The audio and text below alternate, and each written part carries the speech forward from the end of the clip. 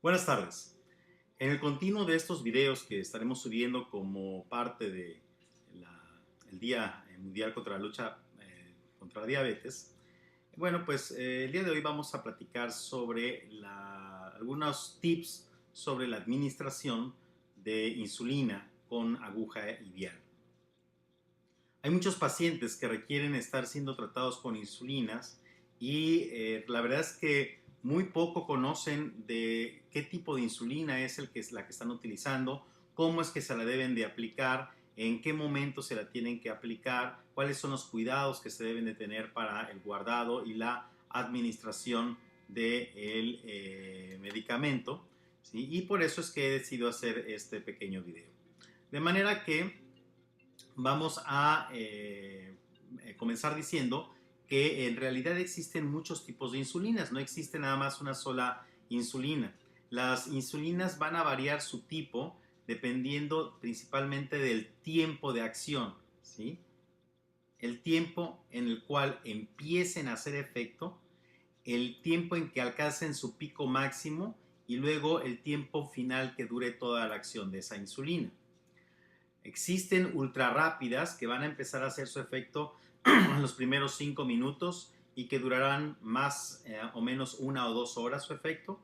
Existen las rápidas o regulares que empiezan a hacer su efecto a los 30 minutos, tienen un pico máximo a la hora y posteriormente durarán entre 4 y 6 horas su efecto. Las intermedias comienzan a hacer su efecto a la hora, tienen un pico máximo aproximadamente a las 6 horas y pueden durar unas 16 o 18 horas en total.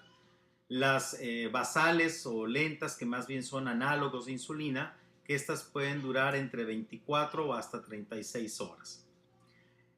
Dependiendo del esquema de tratamiento que se haya diseñado para cada paciente, es el tipo de insulinas que vamos a utilizar y podemos utilizar una sola, podemos utilizar una mezcla, podemos utilizar dos tipos separados o podemos utilizar una insulina junto con medicamentos orales. Todo será acorde al tipo de paciente.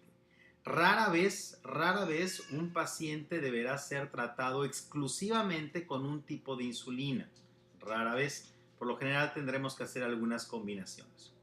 Pues bien, dependiendo de esto, entonces será si nosotros tenemos que aplicar la insulina en relación o no con los alimentos.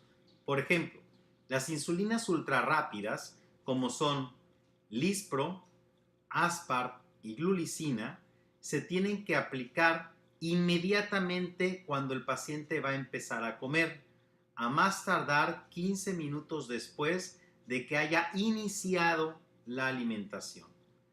Si el paciente no come, lo más recomendable es que las ultra rápidas no sean administradas.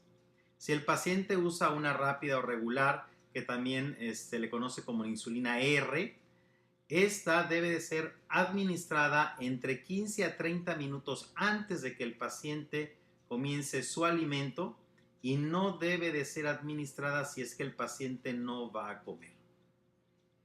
En el caso de las intermedias, que son la NPH, insulina NPH o isofana, esta se debe de administrar una o dos veces al día y generalmente sin relación con el alimento, sino a horarios fijos, porque la vamos a utilizar como una insulina basal.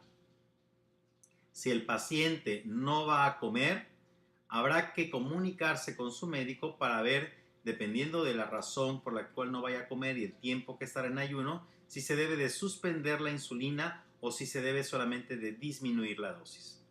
Y en el caso de las basales de una vez al día, como son Glargina, Levemir o Degludec, estas se deben de administrar una sola vez al día, generalmente a la misma hora y sin relación con el alimento. O sea, no importa si el paciente ha o no comido, se debe de administrar la insulina. Pues bien, lo recomendable para guardar las insulinas, en el caso de los viales, es decir, la forma clásica que tenemos de administrar la insulina, esta se recomienda que se mantenga siempre en refrigeración en la puerta del refrigerador en la parte de abajo para evitar que pueda ser congelada. Y una vez abierto un vial, no debe durar abierto más allá de 30 días. En los casos de los dispositivos tipo pluma, que ya hicimos algún video al respecto, estos pueden permanecer al aire ambiente hasta una temperatura máxima de 30 grados centígrados y de la misma manera no deben de utilizarse una vez que han pasado 30 días de haberse abierto.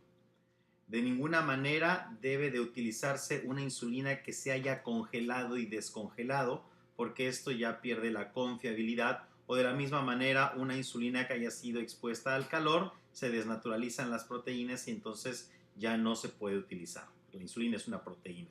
¿Okay? ¿Cómo vamos a administrar la insulina? Primero, las regiones. Generalmente usted habrá visto que en muchos hospitales, lamentablemente, se administra en la región deltoidea, es decir, en el hombro. Eso es un error.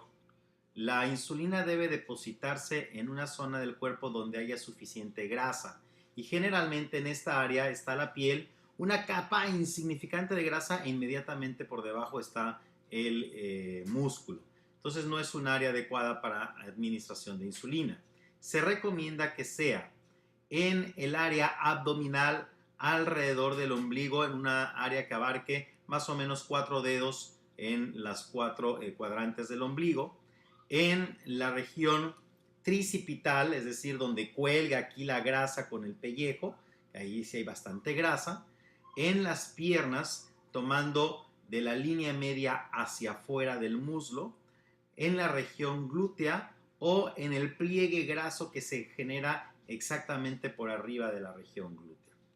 En el caso de las mujeres embarazadas, debemos de obviar la región abdominal, y en el caso de los niños tenemos un área un poquito más amplia para poder administrar la insulina. Existen distintos largos de las agujas, desde los más pequeños, que son 4 milímetros, hasta 8 milímetros o algunas de 1 centímetro. Dependiendo de la aguja que vayamos a utilizar, será si nosotros podemos administrar aplicar la inyección en 45 grados o en 90 grados. Y también si nosotros tendremos la necesidad de darle un pequeño pellizco a la piel para levantar y que la piel que caiga la inyección justo en donde está la grasa o no, como podrán ver ustedes en la ilustración que tenemos pasando en este momento. Pues bien, hay que tomar en cuenta que la insulina se mide en unidades, no en mililitros como normalmente estamos acostumbrados al resto de las inyecciones. Entonces, las jeringas para administración de insulinas deben de ser jeringas especiales. Pueden venir marcadas de 10 en 10 hasta el 50, como es el caso de esta, ¿sí? De 10 en 10 hasta el 100 como esta ya se le borraron la mayoría de los números, pero sí se ve que aquí vamos en el 30, entonces llega hasta el 100, ¿sí? O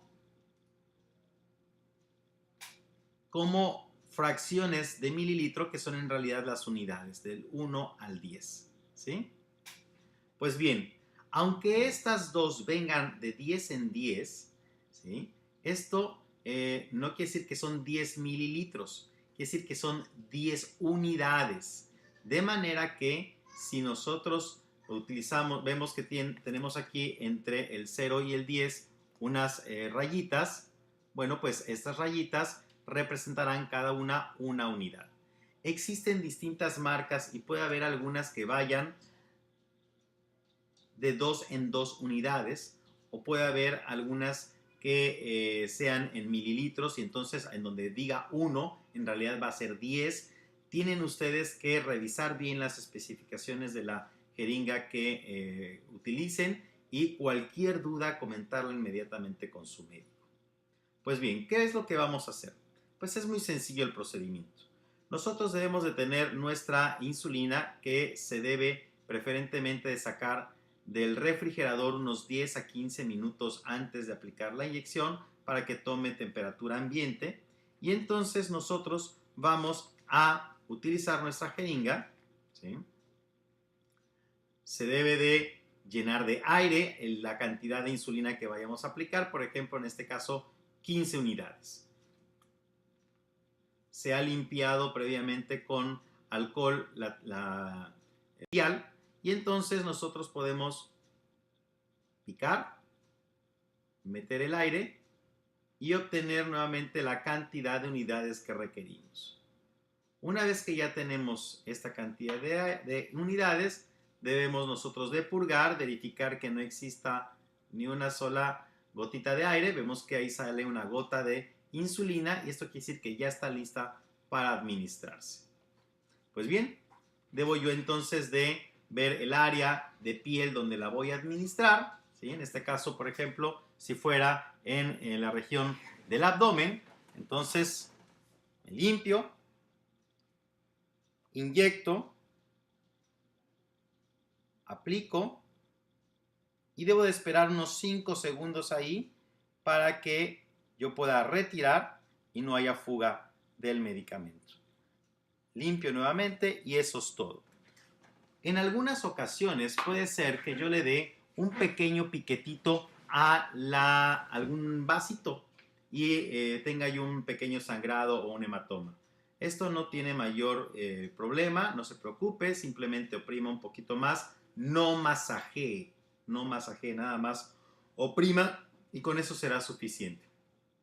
Es bien importante que usted rote los sitios de administración, que no se esté aplicando siempre en el mismo lugar, porque existen algunas complicaciones en la grasa que se empieza a poner dura, a hacer algunas bolas y entonces, primera, ya no se absorbe bien la insulina y segunda, puede ser doloroso y estéticamente no es adecuado.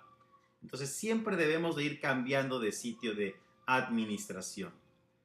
Algunas personas se estresan porque creen que al inyectarse en el abdomen pueden perforarse el intestino. Déjenme decirles que por lo general nosotros tenemos una capa de por lo menos 2 centímetros de grasa. Algunos, por supuesto, esta capa es mucho más amplia. Y las jeringas, como quedamos, la más larga es de 1 centímetro. Entonces, de ninguna manera vamos a alcanzar la cavidad abdominal. Por lo tanto, pierda usted cuidado. Pues bien, una vez que ya he administrado mi insulina, si es que es una insulina ultra rápida o rápida, debo de ponerme a comer. Si es una lenta o intermedia, entonces, bueno, pues debo de seguir el resto de instrucciones que me haya dado mi médico. No es recomendable que se reutilicen las agujas y las jeringas. Siempre se debe utilizar una aguja y una jeringa por cada administración. Primera, por el tema higiénico, pues finalmente se pueden formar abscesos en la zona de punción cuando no está adecuadamente aseada la aguja. Y segunda, porque la aguja va perdiendo el filo y entonces se torna más doloroso. Pues bien, espero que este video